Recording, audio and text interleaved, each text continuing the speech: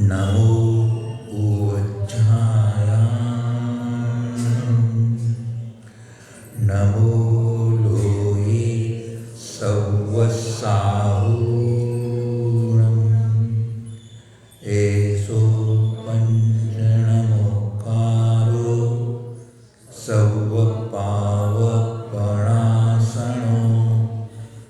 मङ्गलाणं च सर्वेशिं परमं हवै मंगलम्।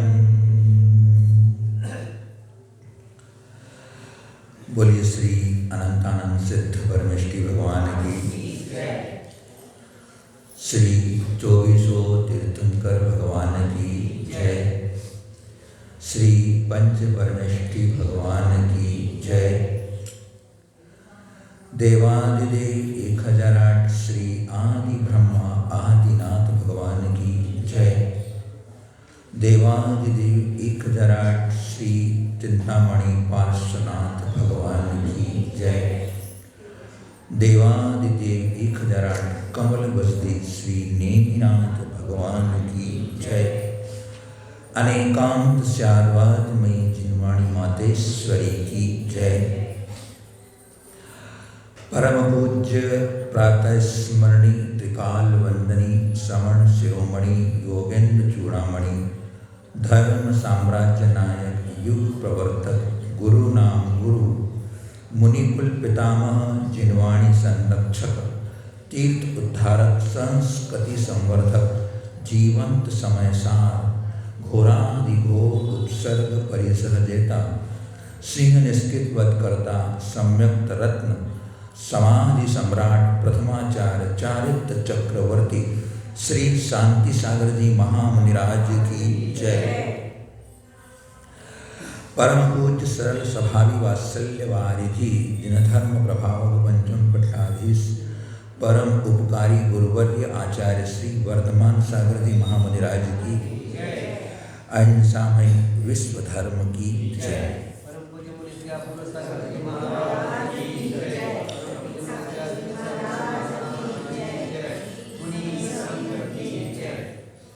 तज्जयति परम ज्योति समं समस्तैरनंत पर्यायै दर्पणतलैव सकला प्रतिफलति पदार्थमालिका यत्र।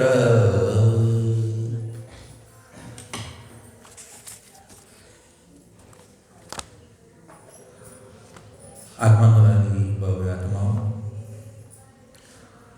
तमसोमा ज्योतिर्गमय, मुझे अज्ञान अंधकार से सम्यक प्रकाश की ओर ले चलो। इस के अंतर्गत अपन धर्म से प्रीति क्यों, इस पर अपन ने चर्चा प्रारंभ की थी।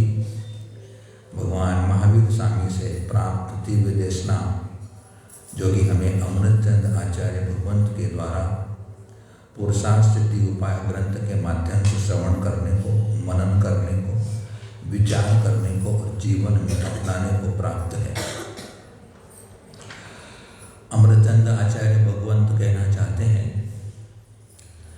ये जो तुम्हें जीवन मिला है वह एक खुले मैदान की तरह है।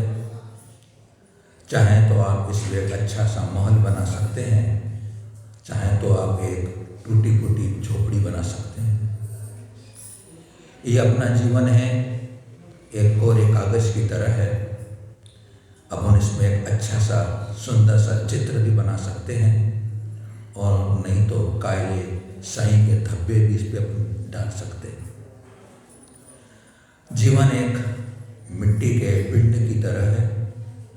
हम एक अच्छा सा मंगल कलश बना सकते हैं और हम चाहें तो शराब का एक कुल्हड़ भी बना सकते हैं।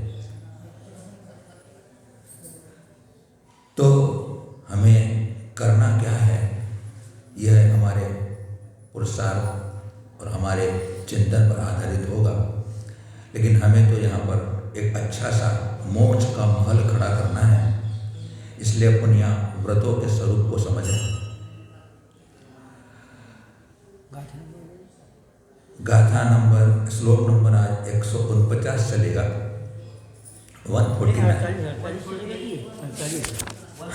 हाँ 148 सामयिक वाला। 12 व्रतों का स्वरूप बताने के अंतर्गत अपन यहाँ आज से शिक्षा व्रत पर अपन विचार प्रारंभ करेंगे। 4 शिक्षा व्रत होते हैं श्रावण के 12 व्रतों के अंतर्गत।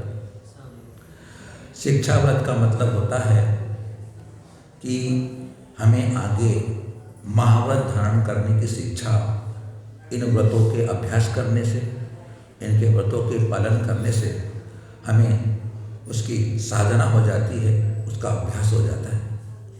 तो सर्वप्रथम उन 4 शिक्षा व्रतों में से पहले सामयिक शिक्षा व्रत पर विचार करते हुए कहते हैं, राग द्वेष त्यागान् निखिल द्रव्येषु साम्यमवलम्ब्य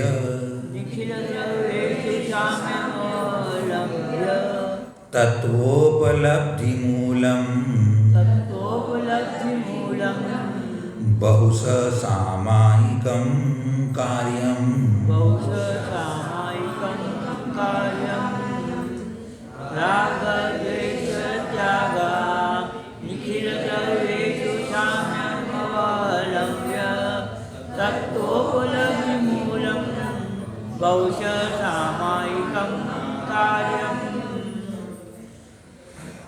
निखिल द्रव्येषु राग द्वेष त्यागात्।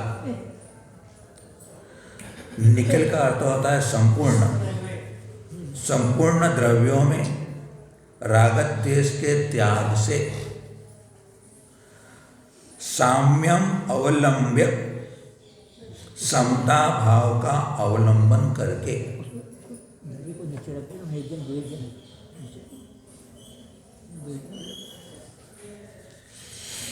साम्य अवलंब्य समता भाव का अवलंबन करके तत्वोपलब्धि मूलम,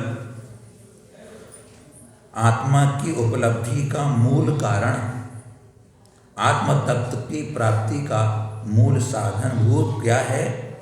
सामायिकम बहुश कार्यम, सामायिक बहुत बार करना चाहिए।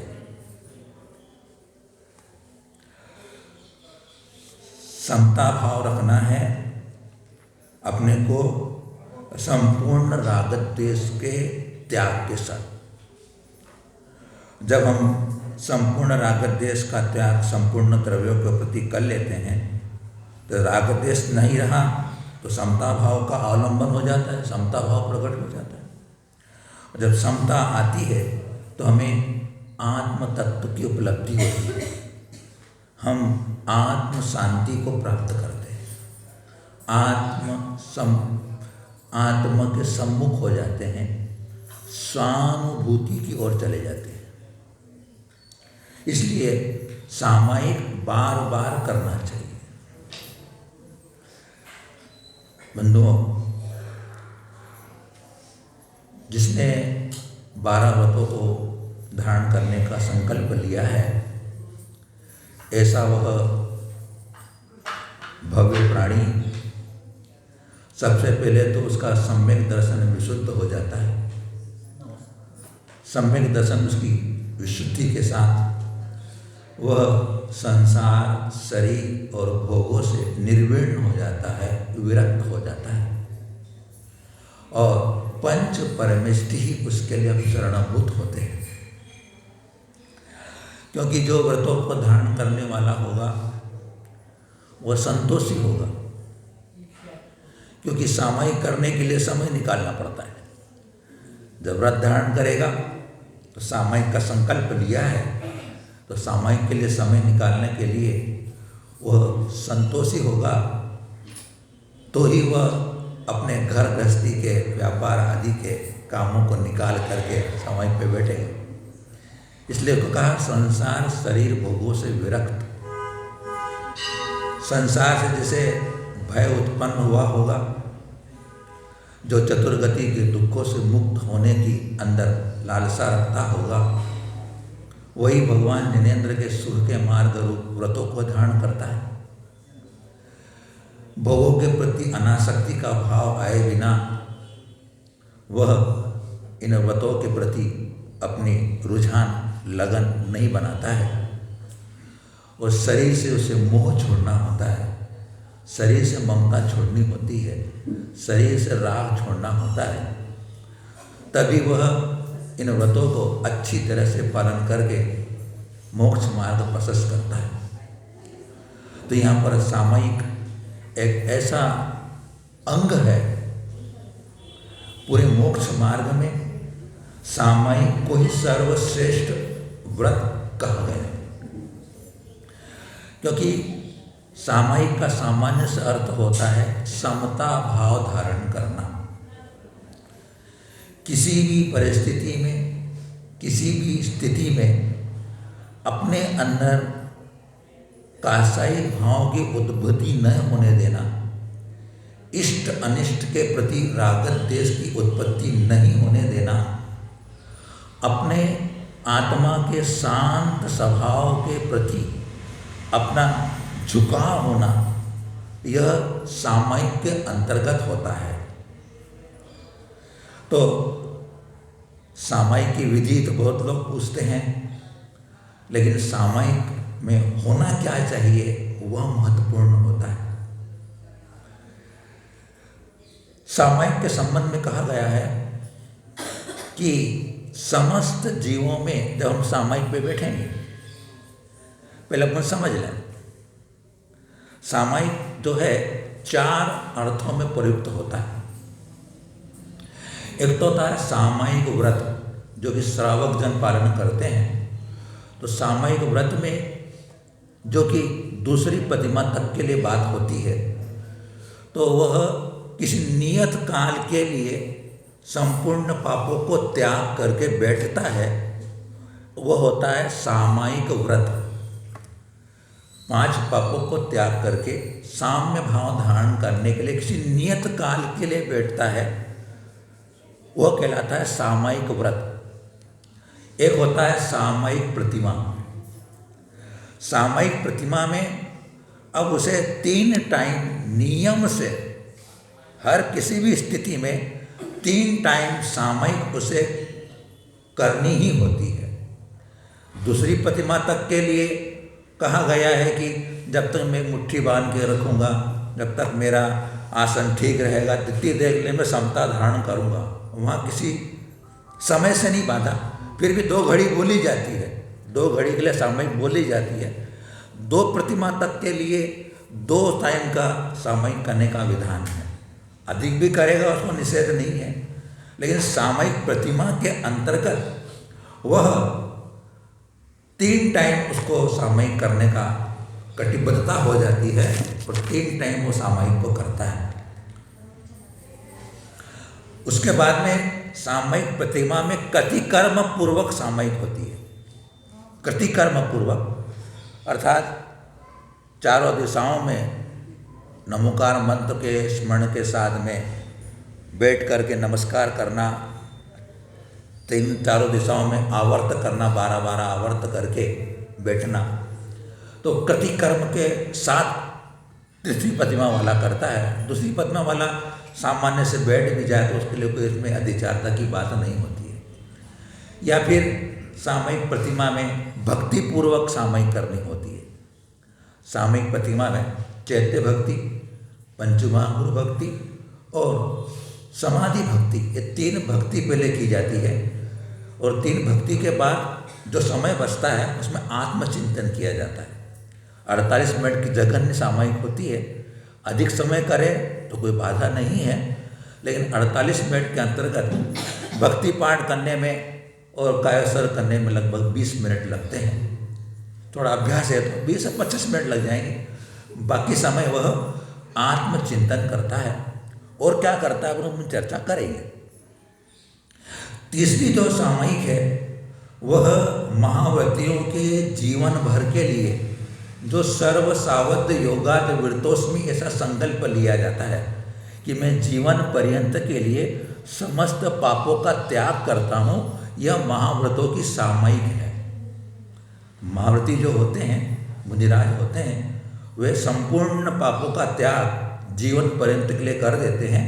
यह उनकी एक सामयिक कहलाती है। जिसे अपन सामायिक चारित्र के नाम से कहते हैं। और उसी में उस सामायिक चारित्र के अंतर्गत अगर दोष लगते हैं, उन दोषों के निवारण करने के लिए, दोषों की शुद्धि करने के लिए उनको एक सामायिक आवश्यक कर्म है। मुनियों के 28 मूल गुणों में 6 आवश्यकों की चर्चा आती है। उन 6 आवश्यकों में एक सामायिक आवश्यक होता है। सामायिक है, स्तवन है, वंदना है, प्रतिक्रमण है, प्रत्याख्यान है और कायसर्ग है। ये 6 आवश्यक कर्म उन्हें निश्चित समय पर करने होते हैं। जो सामायिक चारित्र ग्रहण किया है, सर्वसावत योगात विरतोस्मि, संपूर्ण पापों का मैं त्याग करता हूँ, उस सामायिक चारित्र में लगने वाले दोषों की शुद्धि करने के लिए उस सामायिक आवश्यकता के अंतर्गत वो 3 टाइम सामायिक करते हैं। तो इस प्रकार से सामायिक का यह 4 प्रकार का विशेष भेद देखा जाता है। सामायिक के संबंध में स्वरूप आता है कि समता सर्वभूतेषु संयमेषु भावना आर्त रौद्र परित्यागस तद्धि सामायिकम मतम। सबसे पहला बिंदु उसके अंदर है रागत ना समता सर्वभूतेषु, प्राणी मात्र के प्रति समता का भाव, अर्थात चाहे शत्रु हो, चाहे मित्र हो, आत्मी हो, अनात्मी हो, जड़ हो या चेतन हो, सभी के प्रति साम्य भाव अर्थात समता का भाव, अर्थात रागत देश का नहीं होना। हो गया है तो उसके प्रति क्षमा भाव धारण करके, उसके प्रति साम्य भाव धारण करके, किसी प्रकार के कासायिक भाव को न रखते हुए अपने अंदर साम्य भाव ले आना। उसने गलती की न की, लेकिन मैं उसके प्रति साम्य भाव रखता हूँ, समता भाव रखता हूँ, ऐसा चिंतन करना, यह एक सामायिक का अंग है। संयम शुभ भावना, अब समता के साथ में उसमें मैत्री, प्रमोद, कारुण्य और मध्यस्थ, यह भावना भी भाई जाती है। जब सामायिक करते हैं तो उसमें प्राणी मात्र के प्रति मैत्री का भाव, मित्र में और मैत्री में अंतर है। मित्र का शत्रु हो सकता है, मित्र का शत्रु हो सकता है, लेकिन मैत्री के अंदर किसी के प्रति कोई शत्रुता का भाव, उसका प्रतिपक्षी नहीं होता है। मैत्री व्यापक है, उसमें एक इंद्रिय से लगा करके सभी जीवों के अंदर मैत्री का भाव, अर्थात मेरे निमित्त से किसी भी प्राणी को कष्ट न हो, दुख न हो, पीड़ा न हो, इस प्रकार के चिंतन भावना की जाती है। वह होता है मैत्री का भाव।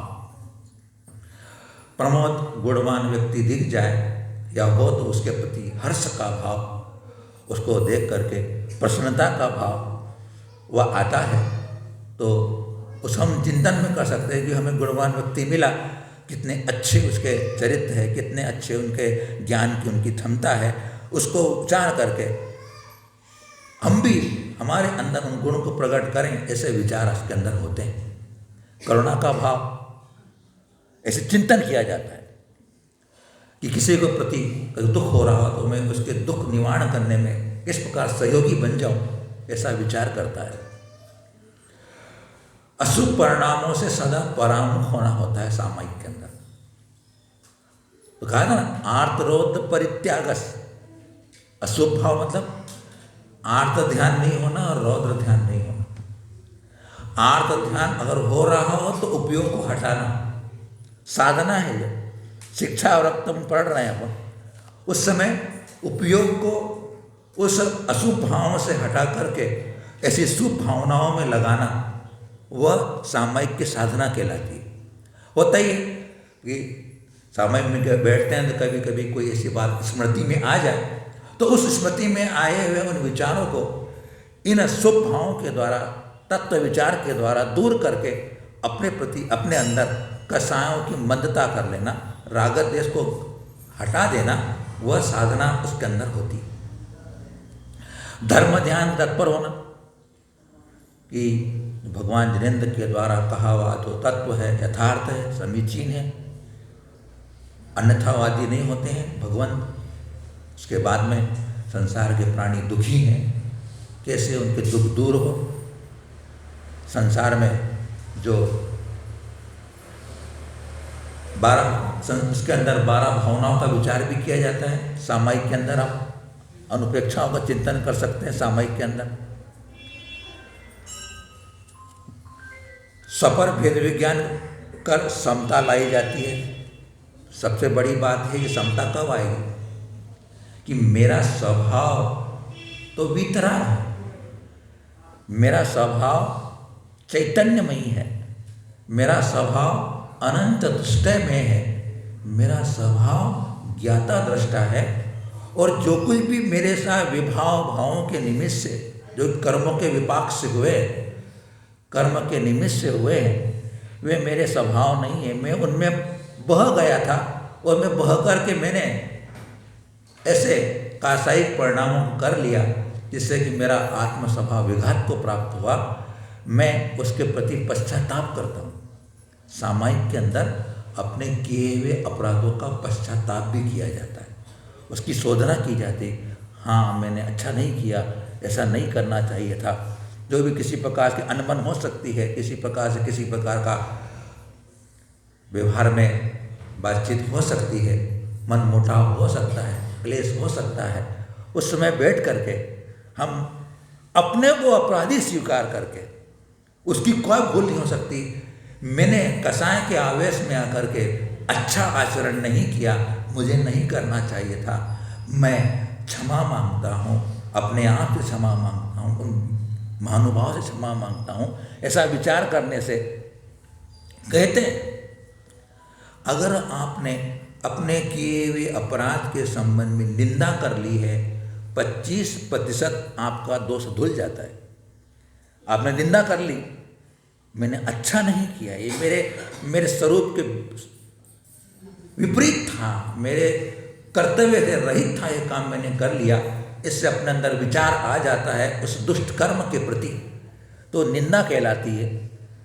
और फिर अपन गुरु के सामने उसका निवेदन कर देते हैं कि मैंने इस प्रकार से कर लिया। गुरु नहीं हो, अपना साधर्म भी हो, उसको भी कह दिया, अपने मित्र को कह दिया, अरे आज मैं उसका अच्छा व्यवहार मैंने नहीं किया यार, थोड़ा कसाय में आकर के, लोभ में आकर के मैंने उसके साथ बुरा व्यवहार कर लिया, नहीं करना था मुझे। अपने को सहपाठी को कह देते हैं, वो गहरा कहलाती है। तो गहरा भी 25% हमारा दोष दूर कर देती है, पाप को धो देती है। और उसके बाद में आलोचना कर लेते हैं अपन, उसकी आलोचना करते, गुरु के सामने उससे आलोचना कह करके प्रायश्चित ले लेते हैं।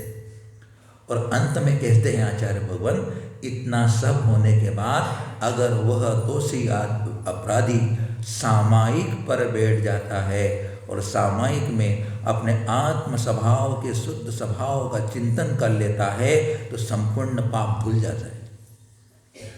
सामायिक के अंदर वो ताकत होती है, इतनी महिमा सामायिक की शास्त्रों में गाई गई है। अभव्य जीव भी द्रव्य सामायिक करके 9वें गेरवे तक चला जाता है। अभव्य जीव भी सामायिक, द्रव्य उसकी भाव सामायिक तो उसकी होती नहीं, क्योंकि उसे आत्मा स्वभाव का श्रद्धान नहीं होता है, मोक्ष का श्रद्धान नहीं होता है, अतीन्द्रिय सुख का श्रद्धान नहीं होता है, इसलिए उसकी वह सामायिक द्रव्य सामायिक कहलाती है। लेकिन जो वो उस द्रव्य सामायिक के माध्यम से भी 9वें गेरवे तक जा सकता है, ऐसा आचार्य भगवान शास्त्रों में लिखते हैं। तो फिर जो भाव सामायिक करेगा तो कहाँ नहीं जाएगा, बताएंगे कहाँ, उसके अंदर कितनी शक्ति आ जाती है। दूसरी बात, अपन पंच परमिष्टि का चिंतन सामायिक में कर सकते हैं। पंच परमिष्टि का स्वरूप है, उसका अपन चिंतन कर सकते हैं। अपने को उनके मूल गुणों का स्मरण होगा, मूल गुण याद होंगे उनके, अरंत के, सिद्ध के, आचार्य के। तो उन मूल गुणों को विचार करके हम अपने अंदर जो अशुभ भाव हैं, रागद्वेष के परिणाम होने वाले हैं, उनसे बच जाते हैं। समता का मतलब है उस समय, सामायिक का मतलब है कि उस समय अपने अंदर किसी प्रकार के रागद्वेष, कसायिक भाव, दुर्भाव न हो, वही सामायिक है। सामायिक की प्रक्रिया कोई कठिन नहीं है, लेकिन शास्त्रों में लिखा है, कहा है इसके अंदर कि सामायिक है कठिन, लेकिन अभ्यास से साध्य है। सागर धर्मागत में लिखा है उन्होंने कि सामायिक की साधना कठिन है, साम्य भाव लाना, क्योंकि अहंकार और कसाय अपने को वह नहीं होने देती है। लेकिन उस समय अगर जैसे आत्म साधना अपने पापों के धोने का अगर मन बना है तो वास्तव में वह सामायिक में बैठा है, सुनिश्चित है वह अपने को अपराधी स्वीकार करके अपने आत्मशुद्ध स्वभाव को कि मैं आत्मा और मैं आत्मा का यह स्वभाव मैंने छोड़ दिया। तो अपराधी तो पहले मैं हुआ, उस मेरे स्वभाव को छोड़ने के बाद ही मैंने अपराध किया है, तो मैंने स्वभाव क्यों छोड़ा, ऐसा विचार कर लेने मात्र से बंधुओं वह बहुत बड़ी निद्रा कर लेता है। अपने स्वभाव का चिंतन करने मात्र से सामायिक काल के अंतर्गत तो पंच प्रमिष्टि का चिंतन करता है। उसके बाद में इसमें कहा गया है कि व्यवहार सागर महामत में कहते हैं कि व्यवहार सामायिक में जिनेंद्र भगवान की अभिषेक, पूजा, स्तुति, जप, तप को सामायिक कहते हैं। क्या कहा? अभिषेक, पूजा, जप, तप, स्तुति, ये सब सामायिक है। तो मात्र हम प्रक्रिया को सामायिक न समझ लें। मैंने अभिषेक कर लिया, पूजा की थाली का यूँ प्लेट को घुमा के चढ़ा दिया मैंने, भक्तामर पढ़ लिया मैंने, वो नहीं है। उसके साथ जो मेरे अंदर वितराग भाव के प्रति प्रीति आई है, वितराग भाव मेरे अंदर आया है, मैं अपने अंदर बहुत शुभ भावों को, पवित्र भावनाओं को अपने अंदर बना पाया हूँ, तब वह पूजा, वह अभिषेक सामायिक नाम पाएगा। मैंने कहा था वो दिन वहाँ पे पिछले दिनों कि ये पूजा के अंतर्गत अतिथि संविभाग आता है। अगर आप पूजा कर लेते हो भगवान जिनेंद्र भगवान की, तो उसमें अतिथि संविभाग व्रत का पालन होता है, उसमें आपके सामायिक व्रत का पालन होता है, उसके अंदर आपको स्वाध्याय हो जाता है, उसके अंदर आपका ध्यान हो जाता है। चार बातें जिनेंद्र भगवान की भावपूर्वक, भक्तिपूर्वक पूजा करने पर यह सब तुम्हारे आवश्यक कर्तव्यों की पालना हो जाती है। संत ने तो ये कह दिया कि अगर वो अच्छे से पूजा कर लेता है तो सामायिक करने की जरूरत नहीं है। पर पूजा कैसी होनी चाहिए कि भगवान के गुणों में ऐसा तन्मय हो जाए। सामायिक का मतलब है एकत्व को प्राप्त हो जाना, एकत्व को प्राप्त हो जाना। किससे? अपने आप से, अपने आप से एकत्व को प्राप्त हो जाना सामायिक की पराकाष्ठा होती है। अर्थात जिससे अपने तन का भी भान नहीं रहता है उस सामायिक के अंदर, ये बताएंगे अपने में हम। तो वहाँ पर वह सामायिक व्यवहार में यह कहा और निश्चय में कहा, अपनी आत्मा का ध्यान करना सामायिक, निश्चय सामायिक है। अपनी आत्मा का ध्यान करना, अपनी आत्मा का ध्यान करना मतलब क्या हुआ? अपनी आत्मा का शुद्ध स्वभाव है उसका चिंतन करना, उसका मनन करना, उसको स्मरण करना, उन गुणों को। वचनों के साथ साथ हम अंतरंग में भावों से भी अपन उसको लाए, क्योंकि शुद्धोहम, बुद्धोहम, निरंजनोहम, यूँ तो उच्चारण कर रहे हैं, क्योंकि तो अभी तो अपनी साधना के भी ऐसे चल रहा है, अपना सामयिक व्रत वाला है। लेकिन उसमें इतनी और एकाग्रता हो जाए कि वह हम अपने आप को उस शुद्ध स्वभाव के प्रति बहुत अच्छे से जोड़ ले अपन, तो वह सामायिक बहुत बड़े फल को देने वाली होती है बंधु। उसके बाद में कहा गया कि सामायिक की महिमा बताई है कि सामायिक व्रत ही उत्कृष्ट मुक्ति का कारण है। अब विचार करें, वो सामायिक उत्कृष्ट मुक्ति का कारण बताया है। इसलिए मुक्ति की इच्छा रखने वालों को, व्रतिक श्रावक को आलस्य त्याग कर दोनों संध्याओं में या तीनों संध्याओं में सामायिक करना चाहिए। मुक्ति का साक्षात कारण चारित्र है और चारित्र की परम प्रकाशता का कारण सामायिक है। क्योंकि जब हम सामायिक पे बैठते हैं तो चारित्र पूर्णता को प्राप्त हो जाता है, क्योंकि कसाय एकदम बंद हो जाती है और संपूर्ण आरंभ सारंभ छूट जाता है। मन वचन काया की प्रवृत्ति भी एकदम अपनी यानी पाप से रहित हो जाती है। पंच पापों का वहाँ किसी प्रकार का अपने द्वारा अपराध नहीं होता है, इसलिए चारित्र सामायिक से परिपूर्ण हो जाता है। इसलिए वह चारित्र साक्षात मुक्ति का कारण होने में उसका सहयोगी सामायिक है, इसलिए सामायिक मुक्ति का हेतु कहा गया। अब देख लीजिए आप, सामायिक के समय परिसव उपसर्ग आ जाने पर भी हम हमारे उस एकाग्रता को, हमारे संयम को हम छोड़े नहीं। सामायिक का जहाँ निर्मलता, निर्दोष सामायिक की बात आएगी कि अगर सामायिक करते समय परिसह आ जाता है, उपसर्ग आ जाता है, उस समय वह अपने संकल्प से च्युत नहीं होना। जो संकल्प कर लिया है, जितने समय का संकल्प किया है, उतने समय तक अपने मन, वचन और काय से च्युत न होना, अर्थात इनकी तीनों गुप्ती को प्राप्त हो जाता है सामायिक के समय। मन गुप्ती, वचन गुप्ती और काय गुप्ती के साथ वह अपने स्वरूप में निमग्न हो जाता है सामायिक के समय। मूलाचार्य में तो कहा है कि श्रावक की भक्ति, श्रावक की सामायिक में बैठा हुआ है और उसके सामने यानी कितना साम्य भाव, कितना पर द्रव्य, पर पदार्थ और पर परिणामों से कितना उसके आपके नाम से निर्ममत्व का भाव उस सामायिक में उसका हो जाता है। निर्दोष सामायिक के अंतर्गत वहाँ पे न कोई शत्रु होता है, न कोई मित्र होता है, न उपकार की भावना, न अपकार की भावना। समका का मतलब क्या होता है? न उपकार न अपकार, न शत्रु न मित्र, न अपना न पराया, कुछ नहीं चलता सामायिक के अंदर।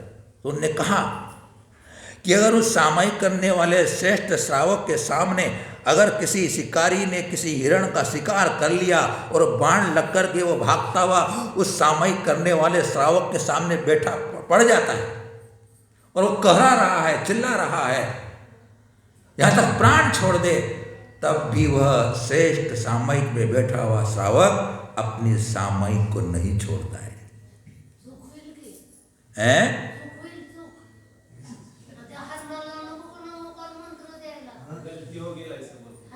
नहीं, गलती नहीं होगी, उसकी गलती नहीं होगी। सामायिक का मतलब समझ लिया हमने, कहा न कोई अपना न पराया, विकल्प नहीं है उसे, नमोकार मंत्र नहीं सुनाएगा वो अपने में स्थित हुआ है, वो पर की बात को भानी नहीं है, तो क्या करना है।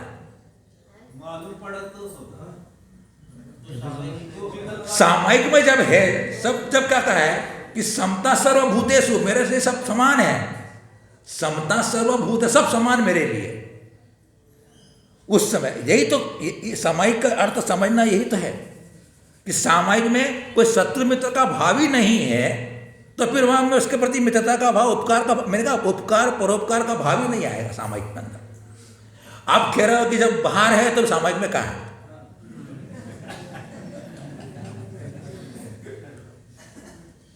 जब मच्छर काटने पर भी वो उसको उपयोग नहीं ले जाता है, परिसर आ जाने पर उपयोग नहीं ले जाता है, तो फिर पर के बात करने की क्या बात है। सामायिक की मैं पराकाष्ठा की बात कर रहा हूं ना। अगर उसने छोड़ करके नमोकार सुना दिया तो उसने अपने व्रत को छोड़ दिए, प्रायश्चित ले लेगा, यह भी एक संभावना हो सकती है। लेकिन जो शास्त्रों में कहा है, मैं वो बात आपके सामने रख रहा हूं कि वह अपनी सामायिक नहीं छोड़ता है, अपनी सामायिक नहीं छोड़ता है। तो जब छोड़ दी तो तुमने समता खो दी। कहा है कि अगर आपको सारे धर्मों का अगर ताला है, वो समता है। सारे धर्मों की रक्षा करने वाला कौन है? समता है। आपको मालूम पड़े कि फलाने मार्केट में मेरी दुकान का ताला टूट गया, तो आप भागते हो कि नहीं भागते? नहीं, ऐसा नहीं। फलाने मार्केट में ताले टूट गए तो आप भागोगे, देखोगे मेरी दुकान का ताला तो टूटा। वैसे जो आत्म साधक है, मोक्ष मार्ग पर चला हुआ है, क्योंकि मोक्ष मार्ग निरपेक्ष मार्ग है, स्मरण रखना है। किसी का सहारा नहीं लिया जाता है, इसके अंदर किसी का अवलंबन नहीं लिया जाता है, एक निज आत्मा का अवलंबन लिया जाता है, तब वो मोक्ष मार्ग सही होता है। तो समता अगर टूट गई, समता खो दी, समता चली गई, सब चला गया। समता के लिए ही सारे वध धारण किए हैं। 5 जो 28 मूल गुण धारण किए हैं वो समता के लिए है। और समता मतलब अहिंसा। समता मतलब अहिंसा। सीधी सी बात, समता का मतलब है किसी के प्रति राग द्वेष नहीं होना।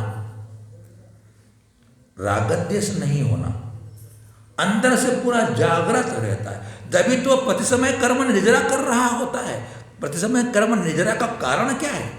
संयमी व्रति का जो प्रति समय निर्जरा हो रही है, असंख्यात पूरी संख्यात पूरी, किस बेस पर हो रही है? समता के बस पर हो रही है। वह हर स्थिति में, ठंडी में ठंडी तो लगेगी, लग रही है, ऐसा विचार करना भी उसके लिए एक प्रकार का अतिचार हो जाता है।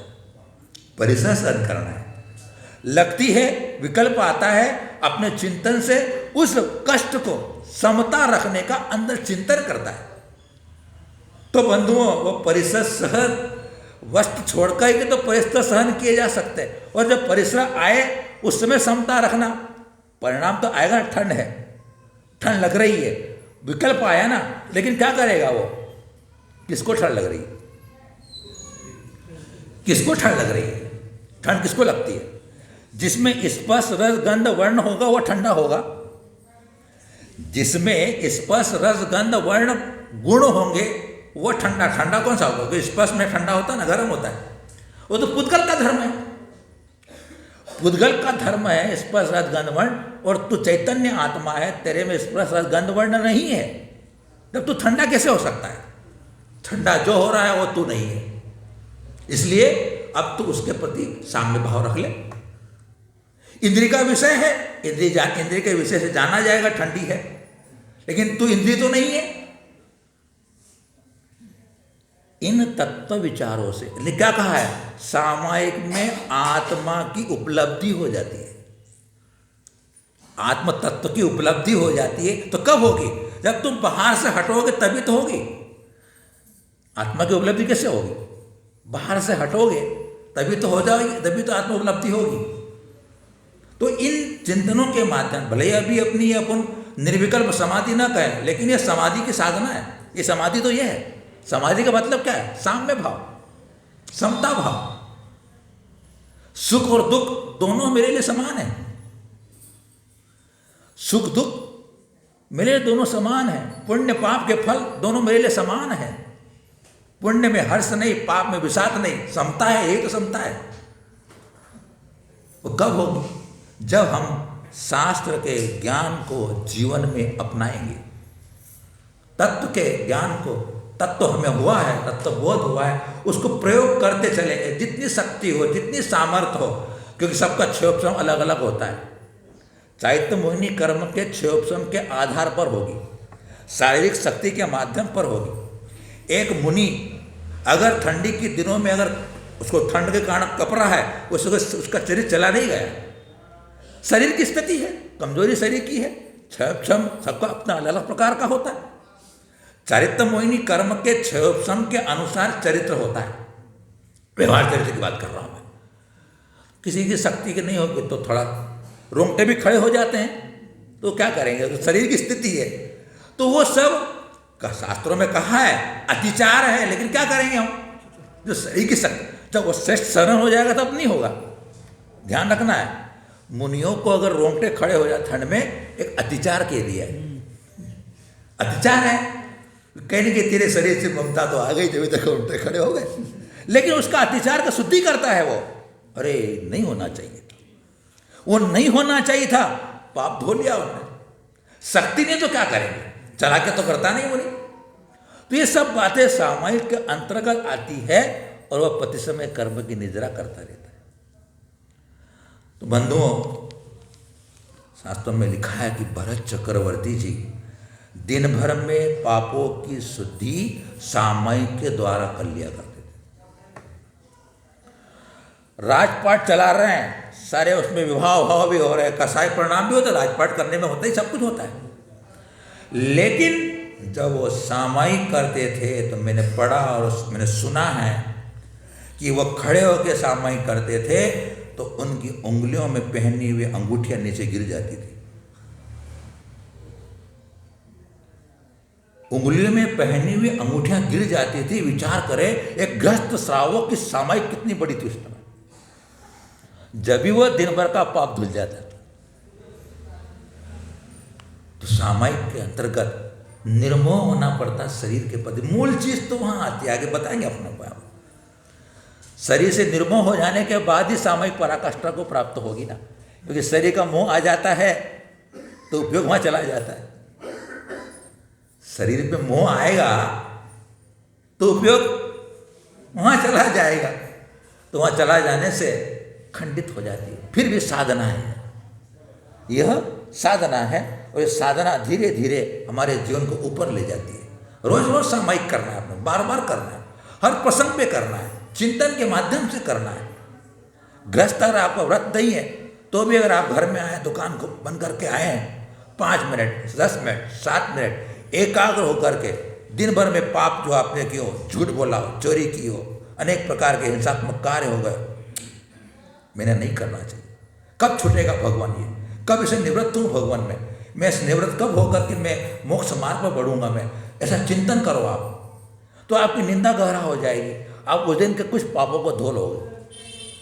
सामायिक का मतलब आत्म साक्षिता आ जाती है उसके अंदर, समता भाव। मैंने किसी से कसाय भाव कर लिया, क्यों किया मैंने, उससे मुझे क्या लाभ होना था, हो सकता है। तो हम यह साधना भी गृहस्थ बिना व्रती भी करेगा। बताया जा रही जितु बहने के 10 दिन हम पर्युषण पर्व में सामयिक नमन भैया कराते थे, उसमें भी 12 भावनाओं का होता होगा पाठ, सामयिक पाठ होते थे, आलोचना पाठ करते थे। बताइए आप कि प्रतिक्रमण और आलोचना ऐसी चीज़ है, अगर हमने सही भाव से कर लिए और हमारे अपराधों से अपने को बोध हुआ और आंखों से अगर आंसू आ जाते हैं तो समझना मैंने सही आलोचना और प्रतिक्रमण कर लिए। हमारे एक महाराज थे, उस समय संत कोई मुनिराज नहीं थे, हरिका माता जी थे, संलेखना का समय था उनका, संलेख का समय पूरा हो गया, कोई गुरु नहीं। एक आरिका माता विशुद्धमती माता जी उदयपुर की बात है। तो उन्होंने अपने गुरु की फोटो लगा ली, भगवान की वेदी के अंदर गुरु की फोटो लगा ली उन्होंने महाराज ने, और अपनी खुद ने आलोचना कर ली। जो भी उनके पाप हुए होंगे, दोष हो जाते हैं, अपराध हो जाते हैं, कर्मोदय होता है, इतनी अच्छी आलोचना की। वो माता जी ने बताया कि वो जब तक आलोचना करते रहे उनके आंखों से आंसू गिरते रहे। कितने अंदर से ग्लानि का भाव आ जाना, अपने अपराध के प्रति, अपने स्वभाव से च्युत हो जाने के प्रति ग्लानि का भाव हो जाना, और उसको अपराध को स्वीकार कर लेना, शुद्धि हो जाती है। अपन भगवान के सामने आते हैं, क्यों आते हैं?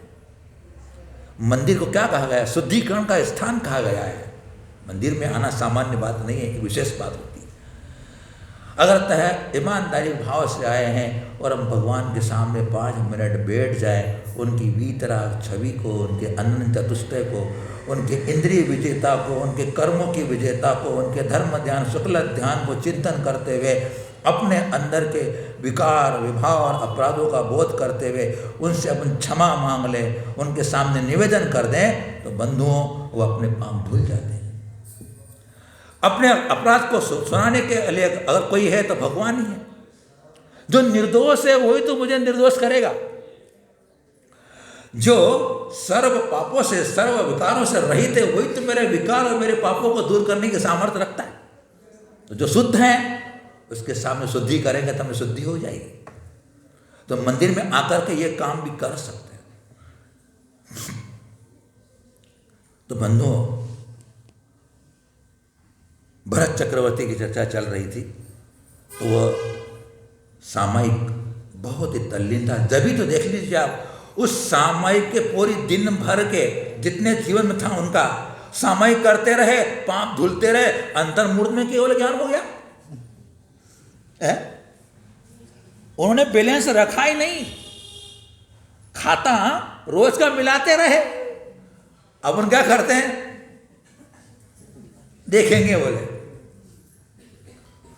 तो बंधुओं, इसके सामायिक के अपने क्या करना चाहिए वह बात आपके सामने रखी। समंतबद्ध आचार्य देव ने सामायिक के अंतर्गत क्या करता है श्रावक। तो असरणम अशुभम नित्यम दुःखमनात्मानमावसामि भवम मोक्षस्तद विपरीता तत्तेति ध्यायन्तु सामायिके।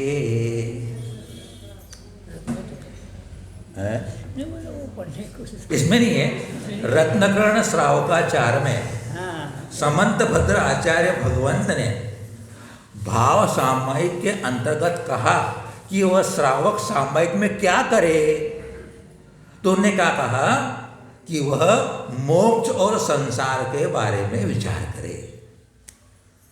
संसार कैसा है, मोक्ष कैसा है, इन संसार और मोक्ष का चिंतन मनन विचार करे। क्या करे कि यह जो अवसामि भवम, जो मैं संसार में रहता हूं, संसार कैसा है, असरण है, अशुभ है, अनित्य है और दुखम दुख रूप है और अनात्मानम आत्म स्वभाव से भिन्न है। इन सब को लेकर के चिंतन करता है। फिर मोक्षस्तद विपरीतात्, और मोक्ष इन सबसे विपरीत है, मतलब शरणभूत है। मोक्ष मतलब निज आत्म तत्व, मोक्ष मतलब निज आत्म तत्व, आत्म स्वभाव। मेरा जो आत्म तत्व है, आत्मा है मेरा निर्मल, वह शरणभूत है, शुभ है, नित्य है, दुख से रहित है और वह चैतन्य में है। ऐसा मोक्ष का चिंतन करता है। तो जो अब जिसको मोक्ष की इच्छा होगी, तो जब मोक्ष इतना अच्छा है तो उसके लिए कदम बढ़ाएगा। ये दुख रूप है तो उसको छोड़ेगा, उससे मुक्त होने का पुरुषार्थ करेगा। जिन्होंने संसार को दुख रूप, असरण, अनित्य माना, समझा, तो वो उसको नष्ट करने के लिए व्रत धारण कर लेते। और जो व्रत धारण अभी नहीं कर रहे हैं उनको अभी दुख नजर नहीं आ रहा है संसार में। संसार शाश्वत है, मैं भी शाश्वत रहूँगा, ये धन संपत्ति भी शाश्वत रहेगी, ये मेरी रक्षा करने वाले हैं, तिजोरी भरी है नोटों से, क्या करना है, कितना कोरोना हो जाए मैं लगाऊंगा बोले, बहुत पैसा है मेरे पास। तो शरणभूत मान रहा है, शाश्वत मान रहा है, दुख रूप सुख रूप मान रहा है, ये मेरा स्वभाव ही है। इसलिए वह व्रत त्याग और भगवान जिनेंद्र के उपदेश को ग्रहण करने में और वह प्रमादी बना हुआ है। जो इस बातों को स्वीकार कर लेता है, जब उन्हें संसार को ऐसा समझा है, तो फिर वह इस संसार में रह करके अनासक्तिता, कषाय से रहितता, पापों से निवृत्ति, संतोष वृत्ति, साम्य भाव को बढ़ाता चला जाता है, क्योंकि मुझे मोक्ष तो इनसे मिलेगा। तो ऐसे चिंतन करने से आत्मबल बढ़ता है, आत्मशक्ति बढ़ती है, आत्मविश्वास बढ़ता है, धैर्य बढ़ता है, सहनशीलता बढ़ती है, सहिष्णुता बढ़ती है, और फिर वह कर्मों को नाश करने में और कर्मों की निद्रा करने में नवीन कर्म नहीं बनता है। कहाँ है, इन सब के विचार करने पर 7 तत्वों की उपलब्धि हो जाती है। जीव, अजीव, आश्रव, बंध, संवर, निद्रा, मोक्ष। आश्रव और बंध संसार के रूप में है, निद्रा और जो संवर है मोक्ष के रूप में है, उनके साधन है। और चेतन तो मैं हूँ, बाकी सब मेरे से भिन्न है, वो अचेतन के रूप में। 7 तत्व की उपलब्धि सामायिक काल में होती है। तो इस प्रकार से यह सामायिक में हमें साधना कर रहा है। सामायिक व्रत का संकल्प करें, सामायिक व्रत को धारण करने का मानसिकता बनाएं। ये सामायिक आचार्य शांति सागर जी महाराज के चरित्र को पढ़ रहे हैं, कितनी बार कितनी करुणा से, कितने शुभ पवित्र वाणी से, निर्मल वाणी से बार बार कितना संबोधन कर रहे हैं। भैया बिना व्रत धारण किए कल्याण नहीं होने वाला है, बिना संयम धारण किए मुक्ति नहीं मिलने वाली है। कितनी बार उनके संदेशों में आया है। तो बंधुओं, मनुष्य जन्म की सार्थकता को अपन समझें और संयम और त्याग और व्रत को पालन करने का मन बनाएं। इन्हीं मंगल भावनाओं के साथ गुरुवर्य आचार्य श्री वर्धमान सागर इमाम महाराज की